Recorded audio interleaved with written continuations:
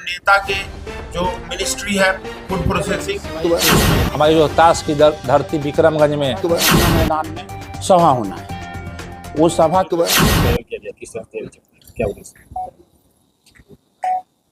आज लोक जनशक्ति पार्टी रामविलास की आज प्रेस वार्ता में सभी हमारे प्रेस के सभी साथियों को मैं राजीव रंजन सिंह उर्फ सोनू सिंह प्रदेश महासचिव लोक जनशक्ति पार्टी सह प्रवेश प्रवक्ता आप सबको ढेर सारी बधाई और शुभकामनाएं देते हुए कि आप लोग इस प्रेस वार्ता में सम्मिलित हुए, सबको ढेर सारी बधाई शुभकामनाएं। और यह शाहबाद बाबू वीर कुंवर सिंह की धरती, रोहतास माँ तारा चंडी और शेरशाह सूरी की भूमि, रोहतास की इस धरती से हमारे बिहार प्रदेश में हमारे यशस्वी प्रधानमंत्री नरेंद्र भाई मोदी जी का 29 और 30 का बिहार में कार्यक्रम है। सर्वप्रथम मैं अपने रोहतास जिला वासियों से पूरे लोक जनशक्ति पार्टी की तरफ से निवेदन करता हूं कि जितने भी हमारे जिला अध्यक्ष के भी हैं, हमारे कमलेश राय जी हमारे साथ आए हुए, रंजन सिंह जी जो प्रदेश प्रवक्ता हैं, सोनम जी हैं, और हमारे जो भी यहाँ साथी उपस्थित हैं, नगर अध्यक्ष गोविंद गुप्ता जी हैं, किरण जी हैं, साथ साथ हम चाहेंगे कि जितनी भी लोक जनशक्ति पार्टी के जितने भी कार्यकर्ता हैं 30 मई को हमारी रोहतास की धरती विक्रमगंज में यशस्वी प्रधानमंत्री नरेंद्र भाई मोदी जी का एक जनसभा है और वह पूरे बिहार और हमारे रोहतास जिले के लिए एक खुशी की बात है, जो एक सौगात देने आ रहे हैं। और हम लोग और उनसे मांग करेंगे, अपने रोहतास जिले में एक एशिया का बहुत बड़ा कारखाना हुआ करता था डालमिया, हम लोग उनसे वहाँ भी मांग करेंगे और आपके माध्यम से भी मांग करते हैं कि हम लोग यशस्वी प्रधानमंत्री जी के जो आ रहे हैं, हम लोग को भरपूर स्वागत करना चाहिए। उनसे अपने क्षेत्र के लिए और चाहेंगे कि और हम लोग को कल कारखाने दें। उसमें हमारे राष्ट्रीय अध्यक्ष माननीय चिराग पासवान जी का भी आगमन हो रहा है, जिन्होंने बिहार फर्स्ट और बिहारी फर्स्ट को विजन को आगे बढ़ाने में जो हमारे नरेंद्र भाई मोदी जी का जो हमारे विजन है उस पर जो एनडीए सरकार कार्य कर रही है, तो हम लोग मजबूती के साथ जितने भी लोक जनशक्ति पार्टी के जितने भी कार्यकर्ता हैं, बूथ स्तर तक के कार्यकर्ता हैं, हम लोग नरेंद्र भाई मोदी जी के कार्यक्रम में जरूर सम्मिलित हों तथा आपके माध्यम से देख रहे हैं जितने भी हमारे अभिभावकगण, नौजवान साथी और रोहतास के जितने भी एनडीए के सभी साथीगण हैं, सब लोग हम लोग एक साथ उपस्थित होकर नरेंद्र भाई मोदी को और नीतीश कुमार जी को और चिराग पासवान जी को हाथों को मजबूत करें और अपने क्षेत्र में विकास की लहर दौड़ाएं। दूसरा प्रयोजन जो आज प्रेस वार्ता मुख्य रूप से रखा गया है, बाबू वीर कुंवर सिंह की धरती शाहबाद क्षेत्र में हम लोग के नव संकल्प महासभा की शुरुआत लोक जनशक्ति पार्टी रामविलास के द्वारा की जा रही है, जिसमें हमारे राष्ट्रीय अध्यक्ष केंद्रीय मंत्री माननीय श्री चिराग पासवान जी उसमें लोगों को संबोधित करेंगे। उसमें हमारे प्रदेश प्रभारी अरुण भारती जी और सभी सांसद और हमारे प्रदेश अध्यक्ष राजू तिवारी जी, संसदीय बोर्ड अध्यक्ष हुलास पांडे जी, राष्ट्रीय मीडिया प्रभारी धीरेन्द्र मुन्ना जी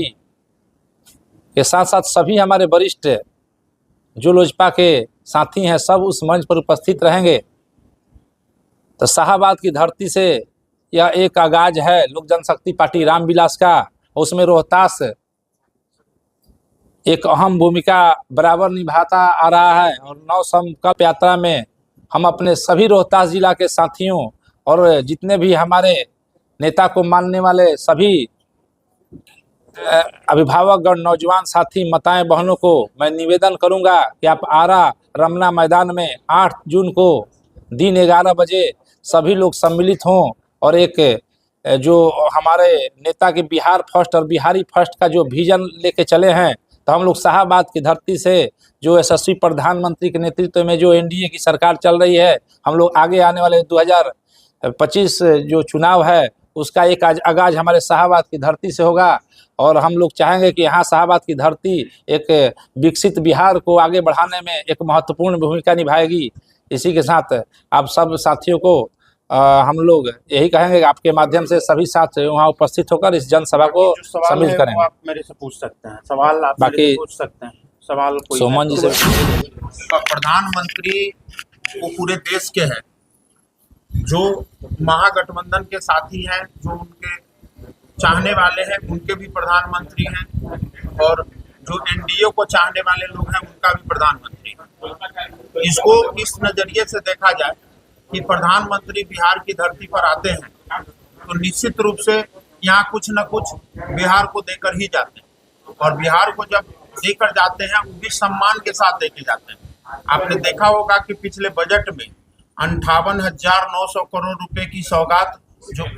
विभिन्न 29 राज्यों में सबसे अग्रणी रूप से यहाँ पर आवंटित किया गया है।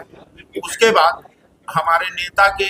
जो मिनिस्ट्री है फूड प्रोसेसिंग, उसमें एक मखाना बोर्ड का निर्माण किया गया है, जिससे बिहार कितना आगे लाभान्वित होगा। आप ये महसूस कर सकते हैं कि मखाना को वैश्विक बाजारों में, इंटरनेशनल मार्केट में यहाँ के प्रोडक्ट को ले जाएंगे, जिससे हमारी आर्थिक उन्नति के साथ रोजगार पैदा लेंगे। दूसरी चीज, इसी हमारे नेता के ही मिनिस्ट्री में आप एक प्रधानमंत्री किसान समृद्धि योजना चलता है। जो प्रधानमंत्री किसान समृद्धि योजना में 143 प्रोजेक्ट हमारे नेता के केंद्रीय मंत्री बनने के बाद पास आउट हुए हैं। उस 143 जो